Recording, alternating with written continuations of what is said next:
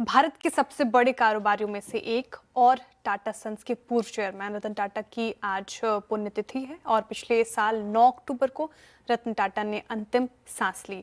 रतन टाटा के जाने के बाद टाटा ग्रुप पर जैसे मुश्किलों का पहाड़ ही टूट पड़ा है। साथ ही ग्रुप शेयरों में तेज गिरावट भी देखने को मिल रही है। पूरी डिटेल देने के लिए हमारे साथ यतिन मोता और कंचन नौटियाल मौजूद हैं। सबसे पहले चलते हैं यतिन जी के पास। रतन के बिना टाटा ग्रुप मुश्किल में कैसे फंसा है, ये बताएं।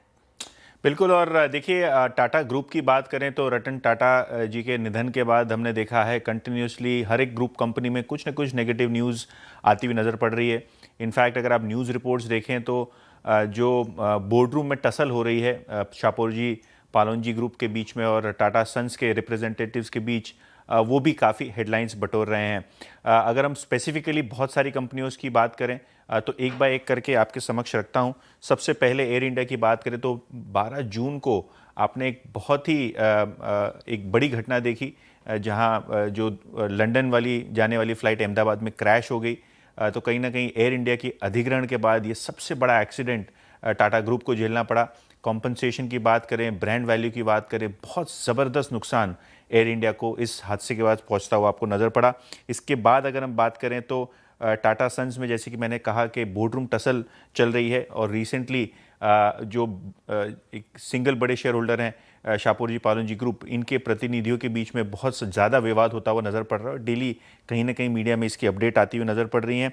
इसके बाद अगर हम बात करें तो टाटा मोटर्स, रीसेंट हादसा सितंबर के एंड में, बहुत बड़ा साइबर अटैक जिसने जेएलआर के प्रोडक्शन को पैरालाइज कर दिया। इनफैक्ट आज दिन तक जेएलआर का प्लांट पूरी तरीके से शुरू नहीं हो पाया है। वेंडर्स से लेके सप्लायर्स, कस्टमर्स, सभी को भारी नुकसान होता हुआ आपको नज़र पड़ रहा है क्योंकि प्रोडक्शन ही बिल्कुल बंद हो गया है पिछले 1-1.5 महीने से। अगर हम बात करें टीसीएस की तो यहाँ भी अनसर्टनिटीज़ के बादल हैं। आईटी शेयरों में अगर हम बात करें तो टीसीएस एक बड़ा अंडर परफॉर्मर रहा है। 2% जो टॉप कर्मचारी हैं टीसीएस में, इनकी छटनी का अनाउंसमेंट आपने देखा। बहुत सारी मीडिया रिपोर्ट्स भी देखी किस तरीके से मिडिल मैनेजमेंट और बड़े सीनियर अधिकारियों को निकाला जा रहा है टीसीएस में। कहीं ना कहीं आर्टिफिशियल इंटेलिजेंस की बात करें या आईटी सेक्टर की स्लोडाउन की बात करें, टीसीएस कहीं ना कहीं एक ग्रोथ के इम्पैक्ट से अभी भी जूझ रहा है। इसके अलावा अगर हम ट्रेंड की बात करें तो हायर लेवल से लगभग आधा हो गया है शेयर। ग्रोथ के चैलेंजेस हैं और ग्रोथ की जो गति है उसको धीमापन देखने को मिला है। रिसेंटली भी क्वार्टर अपडेट्स में देखें तो ट्रेंड के अपडेट अच्छे नहीं थे, जिसके बाद स्टॉक ने एक डाउनवर्ड गोता लगाया।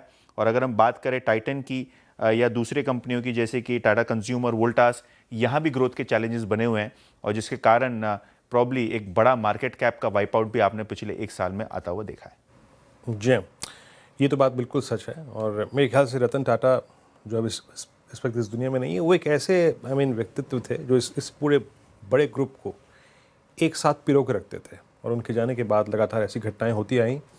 और मुझे याद है यतिन, कभी कोरस का एक्विजिशन, फिर जैगुआर लैंड रोवर, कितने डिफरेंट फेसेस, डिफिकल्ट फेसेस से गुजरा, लेकिन एक बार फिर से आता था टाटा ग्रुप निकल के। लेकिन इस बार उनके रिक्त स्थान को ये समूह कैसे भरेगा, ये वाकई में मुश्किल है कहना।